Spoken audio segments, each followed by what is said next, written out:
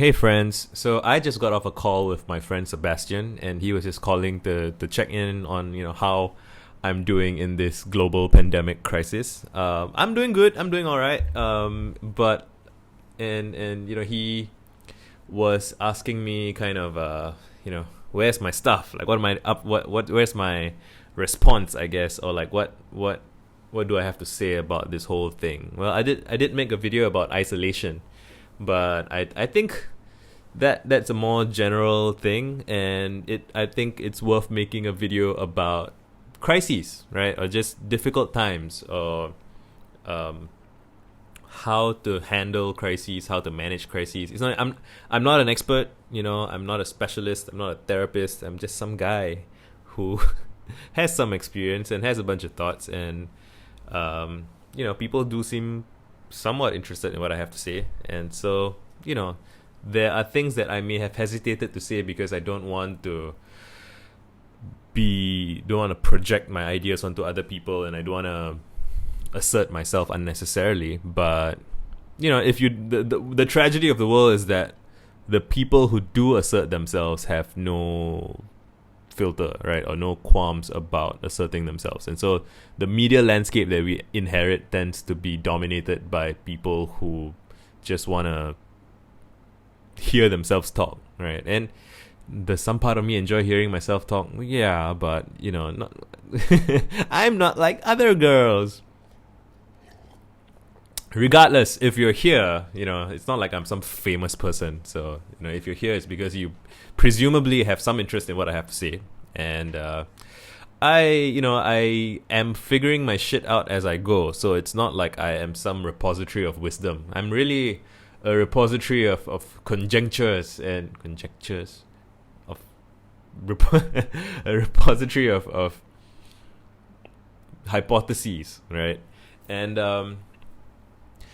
all right, so this I want to talk about the crisis. I don't really want to talk about the specifics of healthcare stuff. I don't feel qualified to do that, and I don't really want to give people health advice because, if I get it wrong and you get sick, is that then my fault?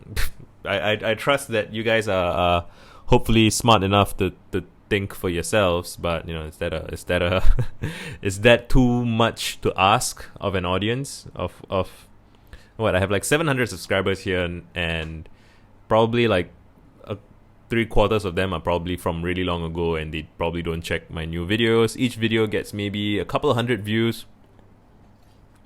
If it gets a couple of hundred views, I'm guessing like 80% of that is probably people who just click and then they're like, what the fuck is this guy rambling for 20 minutes? I'm not going to listen to this. And then they bounce.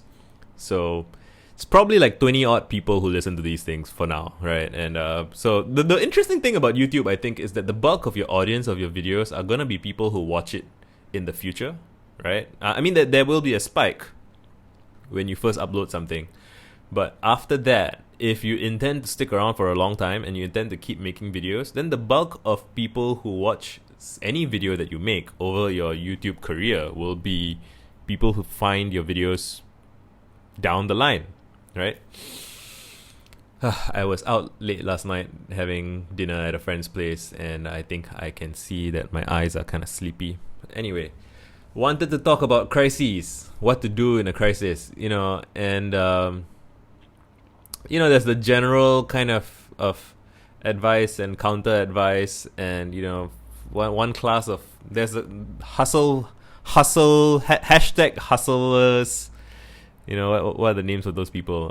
Rise and Grind. Team Rise and Grind is, of course, insisting that everybody should be using this opportunity to rise and grind harder. And if you don't come out of this quarantine with a new side project or a new source of income, or a new, if you aren't coming out having learned 3 new languages and inventing calculus, then you've wasted your time.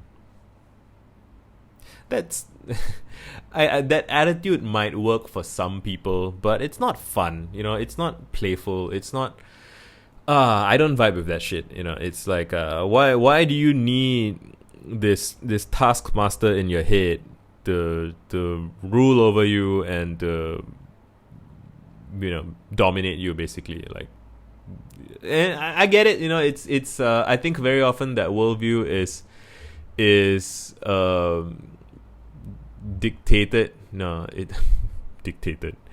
It's directed by a strong eat the weak kind of mindset. Like it's fascist adjacent. It's I don't want to say, oh, you're a fascist, but like it's this sense that if you don't dominate yourself, then someone else will dominate you, right? So it's like the devil kind of thing. Like just this, I think a phrase I used when talking about there was once this mom, right? Like this fit mom, and I think she's married to someone pretty wealthy, and so she whatever the case, she's posts a picture of herself like like with her abs showing and her 3 kids in front of her, and she's smiling, and she's like, what's your excuse, right? And that inspired some people, and it pissed off some other people. And the funny thing is, like a year or 2 years later, she then wrote a thought piece about how vulnerable and sensitive, like a very vulnerable and sensitive thought piece about how difficult her life was, and how she was struggling in her marriage, and how she wasn't happy, and how she was too hard on herself. And it struck me as, the whole what's your excuse thing, it's almost a kind of faustian bargain for moral worth, right? You subject yourself to this gauntlet, and if I have abs and I'm a mom, like, then I'm a good person, or and when you do that, people are gonna say you're not a good person, and then I guess you get to disagree with them, and you get to have a moral struggle. It's also, well, I want to say it's unnecessary, but maybe it was necessary for her at the time, right? But how does this relate to crises? It's just, I'm thinking about, I guess the other thing that I want to say is that when I think about some of my closest friends, there are people in my life who I'm very close to, who I got close to because I was there for them during difficult times. So I'm not great at like small acts of friendship. I'm not great at remembering birthdays. I'm not great at giving gifts. I'm kind of like what's the, so some people, they call them like fair weather friends. I'm like the opposite. I'm like a rough seas friend, right? Like I'm the kind of guy that people come to me when they are having difficult times because they sense in some way correctly that I'm the kind of guy that will listen to them when they're having problems. And I'm wondering now if I shouldn't be saying this on a public channel like YouTube, because that might invite comments from strangers who have who need someone to talk to, and then they're like, okay, I'm gonna tell this guy on YouTube my entire life story. I like being able to listen to some people and respond to some people, but if that, I've also read about how for some people who are public figures and they have thousands of followers, tens of thousands, hundreds of thousands, millions of followers, right? Then that shit gets a lot. Like when you get a lot of messages from suicidal people, like it's not your job to save them, but if they perceive you as a savior, then then you're only gonna let some of them down. You're inevitably gonna let some of them down. And then if you had set yourself up mentally that you're supposed to be a savior, then you let yourself down. And just life is too short. Life is too short to feel like shit for all these like these things that you create, right? Does that make sense? Crises. I keep going in circles. It's all connected if you can see it, but I don't know if I've laid it out in a way that makes it clearly visible. But like so I was talking about Faustian bargains, rise and grind, and then I guess there's the counter response, or like the opposite end of the spectrum from the rise and grind gang, is the kind of the world's like this is a crisis. So you shouldn't expect yourself to get any work done. You shouldn't expect to be productive. You shouldn't expect to be you're supposed to be anxious, you're supposed to grieve, you're supposed to be in pain. If all you can do is lay in bed all day, that's fine. If you're depressed, that's fine. if and like you can how far you go is it's interesting where people draw the line. Like, what about if you find yourself yelling at your friends and family? That's fine. If you find yourself being an asshole to people on the internet, that's fine. Like, that I'm guessing most people draw the line at when you harm other people. What about self-harm? It's like, you are a people, right? And then, okay, so you acknowledge that blatant, brazen self-harm, like, taking acts, doing things that specifically hurt yourself, like, whatever it is, just, self-abuse. That's obviously not quite right. But then where do you draw the line on what self-abuse is? Because people can get very creative in how they come up with elaborate methods of self-abuse, right? And it starts out, what's an extra drink? You normally have a drink a couple of times a week, and then it's like it's Corona time. It's understandable if I want a second drink, and then where's the line between that and alcoholism, right? Same for I smoke cigarettes. It's cigarette smoking self-harm. It is literally, right? But it gets complex, and there aren't really clear-cut answers, right? And people are always looking for clear-cut answers. Very often there are always people who are looking for clear-cut answers, and if an answer is clear-cut, there had to be some cutting involved, right? And the cutting always involves cleaving away reality. So anything that appears to be a clear-cut answer is a kind of it's very often dependent on a specific kind of context that allows for that advice or allows for that piece of information to be simple. It's simple because the context is simple. I find myself thinking now about how a regular clock or a compass, a regular clock can be simple, but a clock that you put on a ship like that, like when they first brought clocks onto ships, there were all kinds of things that started to go wrong with the clocks, like the timekeeping would be off, because like when people designed clocks, they assumed that clocks would be in a static environment, like in your house, or just sitting there being a clock. Like nobody designed the original clocks to keep time at sea, but at sea the ships are going on, rocking and going on waves and stuff, and so like you have to design a more complex clock to survive at sea. I mean, now we have digital stuff, so that's a different kind of complexity, but you get the idea. It's like, for something to be clear-cut, it has to be something that functions in a certain kind of environment. And even this frame that I just set up regarding clear-cutness is a kind of, I'm simplifying. Like every act of communication, every utterance is cut, right? Like whatever it is you're saying, it has a container, whether you realize it or not. But like there's a frame that you have imposed on what you're saying. Or rather, whatever you say has to be within some... You can't speak infinity, right? And so whatever you say is finite, and then whatever... There may be an infinite set of possible interpretations of what you have said, but people are most probably going to pick from a pretty narrow range of frames. There's the frame that they think you're in, and then there's whatever culturally inherited frames that they have. Like we have a imagination deficits rule everything around me.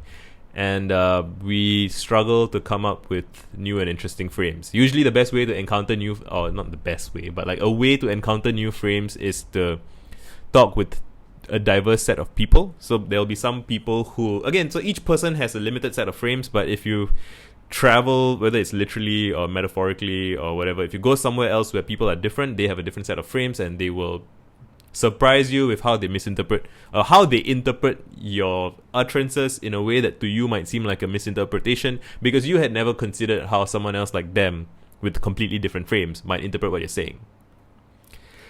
Crises. What does all of this have to do with the crisis? Moral worth, Faustian bargains, rise and grind. Chill the fuck out. Don't worry about anything. Let yourself grieve. Let yourself be upset and stressed and unproductive. That's fine. You don't have to be productive. Be productive. And where do I stand on this? Well, you have to figure out what... You don't have to do anything, right? So that's just the null hypothesis. You don't have to do anything. You don't have to... like the moment any of this feels like an obligation, whether you feel obliged to be rise and grind or you feel obliged to sit on your ass and grieve, like it's funny. It's funny to discover that people, like even the most gentle of invitations or whatever, can feel like coercion in some way. Like it's just like for example, I remember thinking about I was reading some stuff about sex positivity, right? So there are people. So sex positivity, in my understanding, was supposed to be about reducing what's the word? Stigma, reducing kind of shame and stigma around sexuality. Like, so the idea is that we used to live in a sex negative culture where, you know, sex is somehow shameful and dirty, and you should be ashamed for having natural urges to want to have sex or want to have sexual relations with anybody or with yourself or whatever. And then sex positivity was supposed to be like, no, sex is fine, sex is healthy, sex is good. And I thought that's fine, but then I've learned that there are people who felt pressured by the idea of sex positivity, that they should be having more sex and that they should be open to trying more kinds of sex, and that they should have multiple partners, and they should have group sex, and they should be trying, just, you know, I don't want to get into specifics, but the point is, just again, one of my riffs is any decent piece of advice can be weaponized to get back on your bullshit. And also, it seems like any promise of anything good can be interpreted by somebody in some way that not just looks bad or seems bad, but ends up having negative consequences. Right? So that, I guess, the road to hell, blah blah blah. But like, just the idea, like it really stunned me, like this idea that, but of course, yeah, like people, like, you know, manipulative people are gonna use any idea in the meme space to manipulate people, right? So like, someone's gonna use like, if sex negativity was used to shame people into not having sex, like some people are gonna use sex positivity as like a, you know, as a cudgel, right, to beat people into submission, into saying, oh, you know, like, you don't have sex with me, that's so not sex positive of you. And like, yeah, if you're a thinking person, you'll be like, no, wait, that's bullshit. But like, if they seem persuasive and charismatic, and you haven't thought for yourself much yet, then like, that's a vulnerability. So crises. Where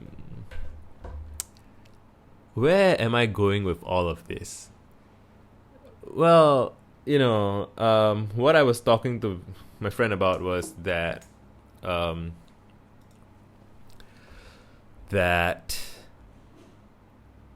if you are well adjusted, right, and I have been doing a lot of adjusting in my life, in the last 15 years or so, like, right, if you have been doing the work, if you have been taking care of yourself, taking care of business, you know, like, just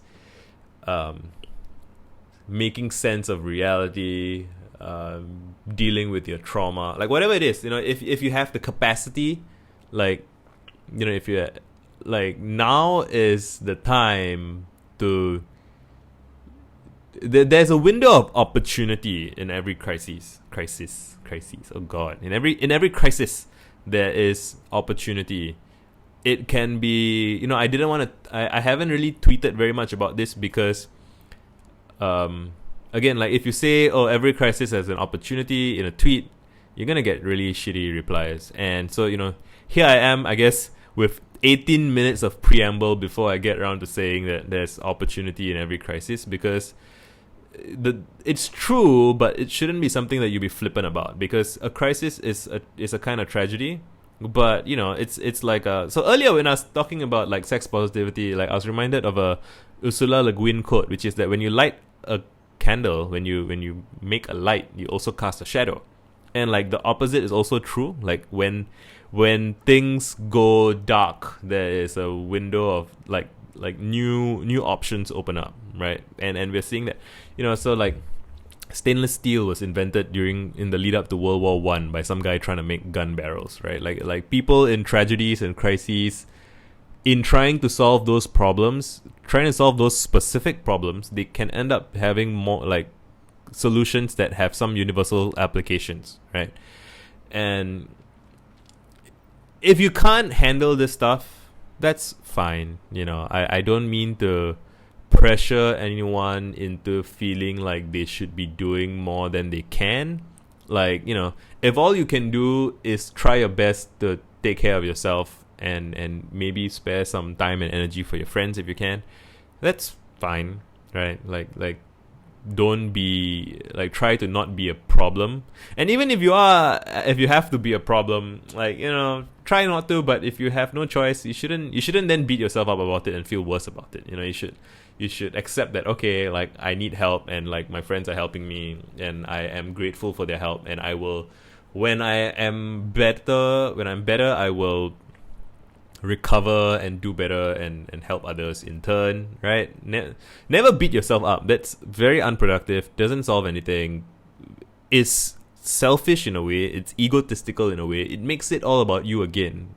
And don't beat yourself up about that, like, just let that shit go and fix your shit and help other people if you can. Alright? But like, yeah, so if you have the capacity, a crisis is the best window of opportunity you will have to do very, very bold work. To, like, now is the time where people are open to technological advancements and political reform, right? It's very heartening to see. And again, it's always sad. It's always sad that people have to die before some people wake up and realize that, oh shit, like, this stuff is serious. It affects everyone. We should do something about it. And yeah, I think it might be an Andy Grove quote or somebody else who just said, never waste a crisis, right? Because the crisis is happening, like, and it's unfortunate, but like, if you have the capacity and the crisis is happening, then you should do what you can to make the most out of it. Because the productive things that happen during a crisis, Jesus, the productive thing that happens during crises, maybe I just want to go with the plural. The productive thing that happens during crises, things that happen during crises, they echo through time, right? They have lasting benefits. So like, if people look back from today, 50 years from now, 100 years from now, they look back, like, they will see the crisis that happened, and they will also inherit this whatever lasting solutions we bring, right? And so I guess this is my long, like, I've spent so much time now talking out loud, but what am I really saying? What is my thesis? What is my central statement? That a crisis can be opportunity. That, I'm not saying that people should not be anxious or afraid or scared or upset. Like those are things that you are while you're doing the things that you should be doing, right? So I guess my friend, nudged me a little bit with, hey Visa, like, where's your thing? Like, where's your, like, what have you done about this? What have you said about this? And, I've been talking for 20 plus minutes now, and I don't know if I've specifically said anything that is, it's a lot of contextualizing and not a lot of direct statements. But like, if there is to be a direct statement, it would be, do your best work, do the thing. So go and reflect, go and meditate, go and cry, go and do whatever it takes to center yourself, right? Take deep breaths, I want to say go for a walk, but if that's not an option, maybe stay out of the window, whatever.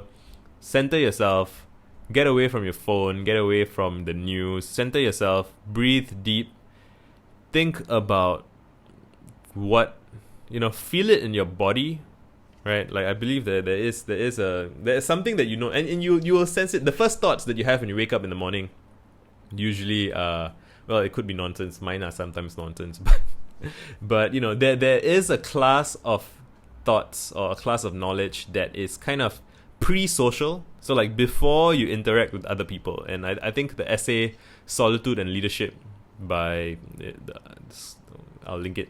The Solitude and Leadership is about that, which is that you have to kind of go away from the social consensus and let it, like, you have to forget it. You can't really say go away from it, because it could be that some part of the consensus is correct and some part of it is wrong, and like if you try to walk away from it, you may be walking the wrong direction. But try to allow it to wither away by not paying attention to it, by focusing on yourself, what's going through your mind, your body, breathe, and then you will hopefully get a sense of what you should be doing, and like, I guess ultimately, the point of conversations for me is less about content and more about vibe. And I'm hoping that, again, if you're watching this, the funny thing about media, right, or the funny thing about marketplaces in general, right, is that you can make stuff that you really want people to buy or consume, and you may find that nobody wants it. And then you can make something that you yourself don't think that you would consume, and yet someone really wants it. And that's kind of the magic of the marketplace in some ways.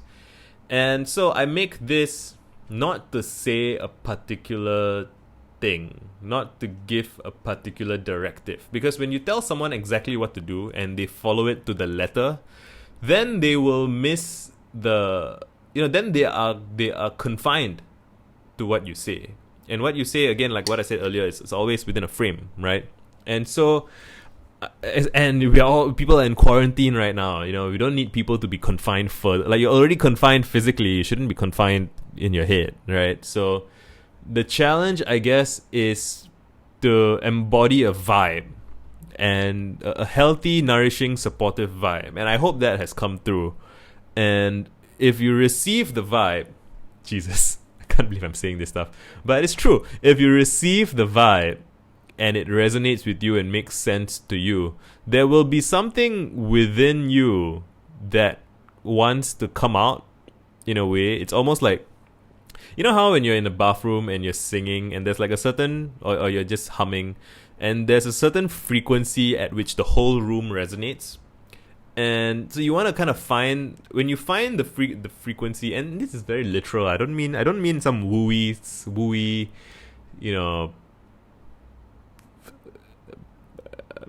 what's the word? Metaphysical shit. I mean, like, when you find a vibe, and again, when I say a vibe, I mean like just emotional atmosphere, kind of, or a way of being, implicit ideas, implicit knowledge, right? Implicit, like the mood in a room. The mood in a room is a vibe.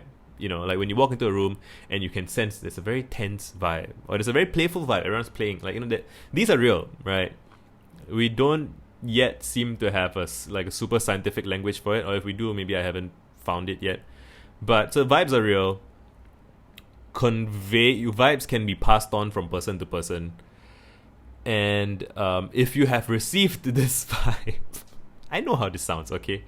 But if you have received this vibe and it resonates with you, find what it is that in the resonance. So like while you're resonating, oh Jesus, there will be things that come up. You will realize that, I have this thing that I've wanted to do that I haven't done, and it's stuck in me somewhere. Like a blog post I wanted to write, a conversation with a friend I'm supposed to have. Like, there are these things in your mind/body, whatever. And I think now more than ever is the time to do the thing that you have been resisting. I think that's my thing. Like, you have, like, everyone, I'm pretty sure it's very rare that you find someone who has like zero resistance to their innermost fears and whatever. Never waste a crisis. I got it right. Never waste a crisis. Use this moment to find a vibe that resonates with you so that you can birth, basically, right? You can birth the the work that you have been resisting. Because when shit is chaotic right now, people are losing their jobs, people are not sure about their healthcare, everything's madness. When the world is going mad, that's the time for you to do the shit that you've in your heart not known all along that you've wanted to do, but you've resisted it because you think it's a little crazy. Now is the time to be a little crazy. Whatever it is that you've been resisting, whatever it is you've been holding back, whatever it is that you've been wanting to say, wanting to do, wanting to try, as long as you're not hurting anybody else, do it. Do it. Do it. Do it. Or not, it's up to you. It's your life. It's your decision to make. But consider this an invitation. Done.